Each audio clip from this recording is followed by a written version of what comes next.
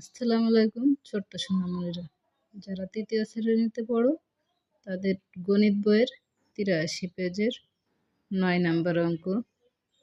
এখানে লেখা রয়েছে ছালমা ১১২ কিলোমিটার পথের ১৪ ভাগের ১৩ ভাগ বাসে যায় এবং বাকি পথ হেঁটে যায়। সে কত পথ বাসে যায়? তো আমাদের এখন বের করতে হবে সে কত পথ বাসে যায়।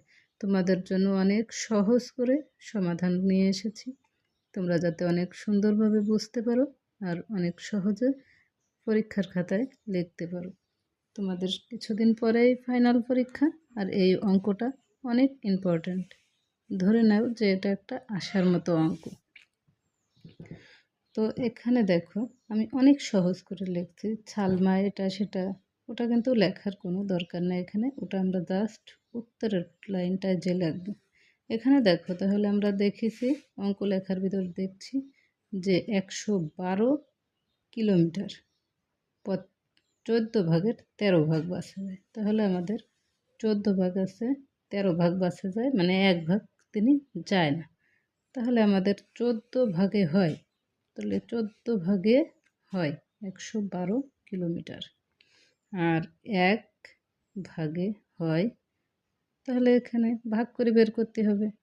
তো ভাগ করে দেখো আমি এখানে কিন্তু ১৪ ঘরের নামতা লিখে তোমরা বের করতে পারবা। ১৪ ঘরের নামতা দিয়ে এটা বের করা হয়েছে যে ৮ কিলোমিটার। তাহলে ১ ভাগে হয় হচ্ছে ৮ কিলোমিটার।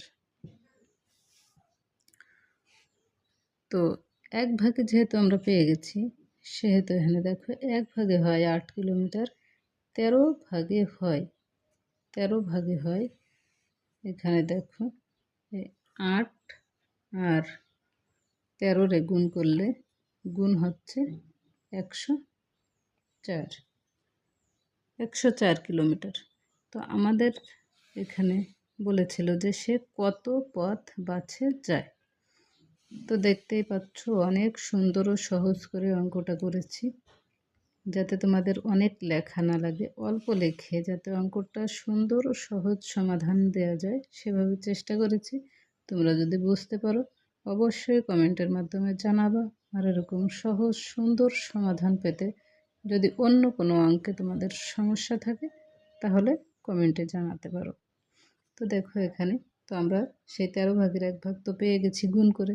তাহলে অঙ্কটা ছিল গুণ আর ভাগের সমস্যা এই অঙ্কটা। তো তোমরা যখন ভাগের কথা আসবে তখন তোমরা বুঝবে